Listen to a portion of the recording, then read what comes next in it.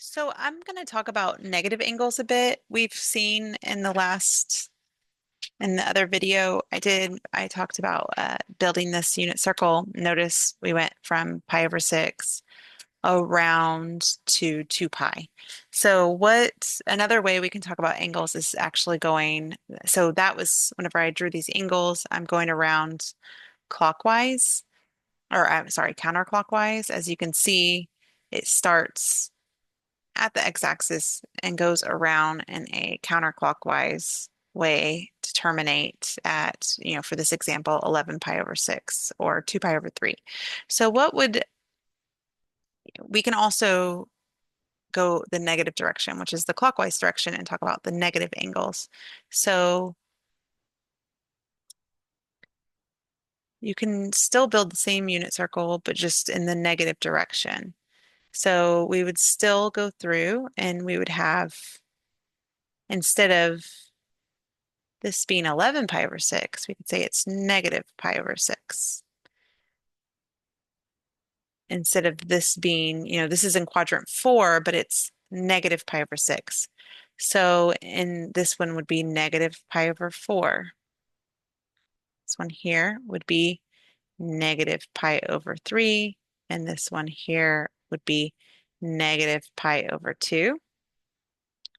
Right here, we would have negative 2 pi over 3. Here is negative 3 pi over 4, and this would be negative 5 pi over 6. Here we have negative pi. So you see, I'm just kind of going backwards and adding a negative sign. So negative 7 pi over 6, negative 5 pi over 4, negative 4 pi over 3. This is negative 3 pi over 2, negative 5 pi over 3. This is negative 7 pi over 4 and negative 11 pi over 6. This would be negative 2 pi.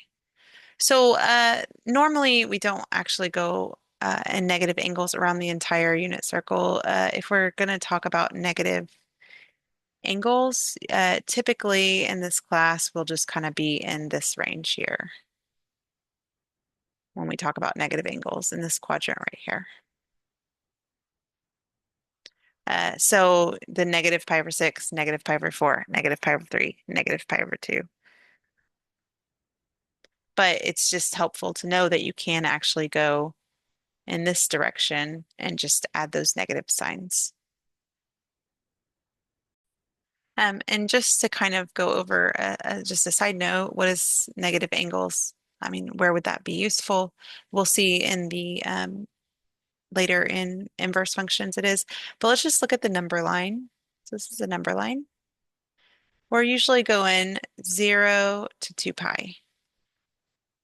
This is the angles that we're usually looking at from 0 to 2 pi. So one thing that dealing with negative angles allows us to do is just to kind of go to the left of 0 and to the right of 0. So let's just say we did, instead of 0 to 2 pi, we did negative pi 2 pi. Now we're kind of going through the 0.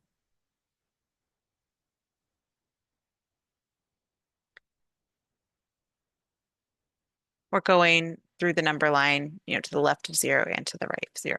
So that might be helpful in some cases.